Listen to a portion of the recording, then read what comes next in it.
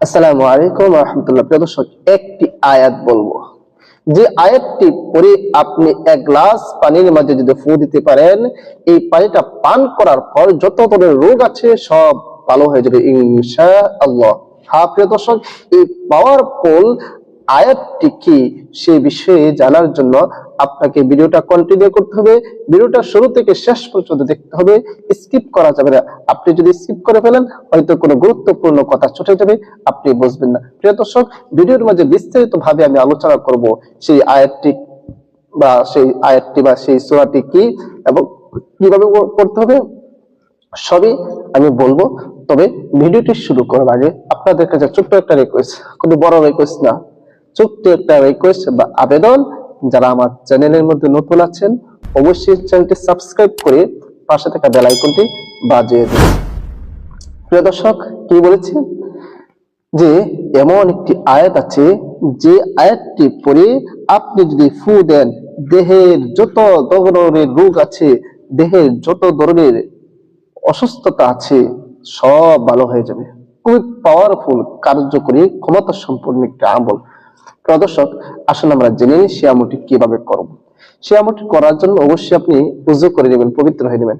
এখন বলতে পারেন যে উযু করার কথা কেন বলি, কারণ পবিত্রতা আল্লাহ তাআলার সিফত। আল্লাহ তাআলা নিজে পবিত্র, আর পবিত্রতাকে পছন্দ করেন, এবং কোন বান্দা যখন পবিত্র হয়ে কোন কাজ করে, সেই কাজের গ্রহণযোগ্যতা আল্লাহ তাআলার কাছে অনেক বেড়ে যায়, সেই কাজের পাওয়ার অনেক বেড়ে যায়। এই জন্য পবিত্র হয়ে উযু করে আপনি আমলটি করবেন। প্রিয় দর্শক, মনে করেন আপনি উযু করে নিলেন, পবিত্র হয়ে নিলেন, এবং একটি জায়গার মধ্যে বসে গেলেন।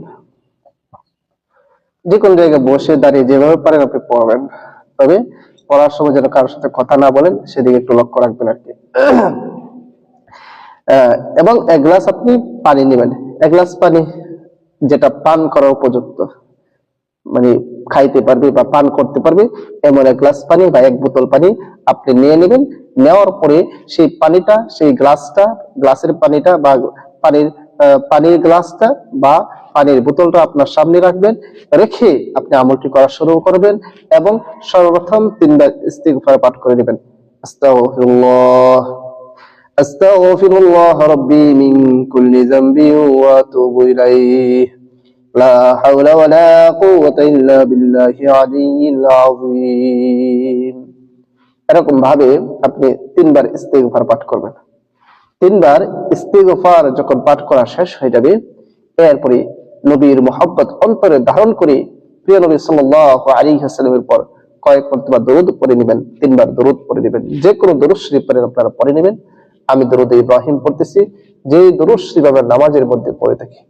আল্লাহুম্মা সাল্লি আলা মুহাম্মাদি ওয়া আলা আলি মুহাম্মাদ কামা সাল্লাইতা আলা ইব্রাহিম ওয়া আলা আলি ইব্রাহিম ইন্নাকা হামিদুম মাজিদ।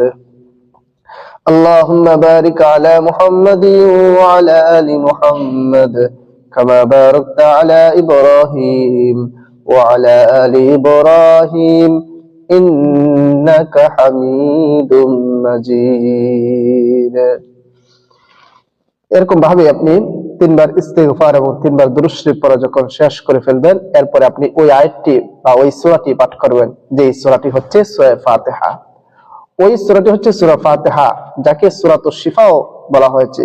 সূরা ফাতিহার অনেকগুলো নাম রয়েছে, সেই নামগুলোর মধ্যে সূরা ফাতিহার একটি নাম কি সূরাতুশ শিফা, অর্থাৎ এমন একটি সূরা যেই সূরাকে আরোগ্যের সূরা বলে নাম রেখেছেন।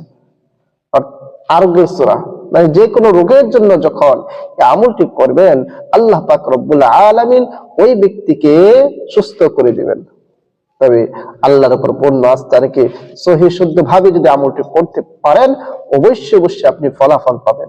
এই জন্য সবসময় বলে থাকি, আপনি যখন কোনো আমল করবেন, আমলগুলো আগে যেগুলো দিয়ে করবেন সেগুলো সহি শুদ্ধ করে নেবেন।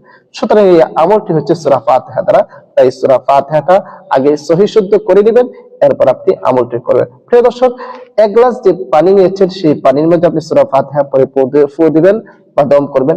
একবার পড়তে পারেন বা 3 বার বা 7 বার। أعوذ بالله من الشيطان الرجيم بسم الله الرحمن الرحيم الحمد لله رب العالمين الرحمن الرحيم مالك يوم الدين إياك نعبد وإياك نستعين اهدنا الصراط المستقيم صراط الذين أنعمت عليهم غير المغضوب عليهم ولا الضالين। ওই এক গ্লাস পানি নিয়েছেন বা বোতলের মধ্যে যে পানিটা নিয়েছেন সেটার মধ্যে একটু ফু বাদম করবেন। এরকম ভাবে একবার বা তিনবার বা সাতবার আপনি পড়ার পরে আবার শেষে যে কোনো দরুদ শরীফ পারেন তিনবার পড়ে নেবেন। সাল্লাল্লাহু আলাইহি ওয়াসাল্লাম, সাল্লাল্লাহু আলাইহি ওয়াসাল্লাম, সাল্লাল্লাহু আলাইহি ওয়াসাল্লাম। আরো দুটি ফু বাদম করে নেবেন সেই পানির মধ্যে। আপনার আমল করা শেষ। এখন আপনি যদি সেই পানি নিজে পান করেন বা অন্য কোনো রোগীকে পান করিয়ে দেন, আল্লাহ তাআলা এই সূরার বদৌলতে, আল্লাহ তাআলা এই সূরার উসিলা করে শরীরের মধ্যে যত রোগ বেমার আছে, শরীরের মধ্যে যত সমস্যা আছে, আল্লাহ তাআলা সেগুলো ভালো করে দিবেন, সেগুলো দূর করে দিবেন। যে কোনো ধরনের রোগীকে যদি আপনি এটা পান করতে পারেন পানিটা, আল্লাহ তাআলা ওই রোগীকে সুস্থ করে দিবেন। হ্যাঁ প্রিয় দর্শক, আল্লাহর উপর পূর্ণ আস্থা রেখে যে আমলটি করতে হবে।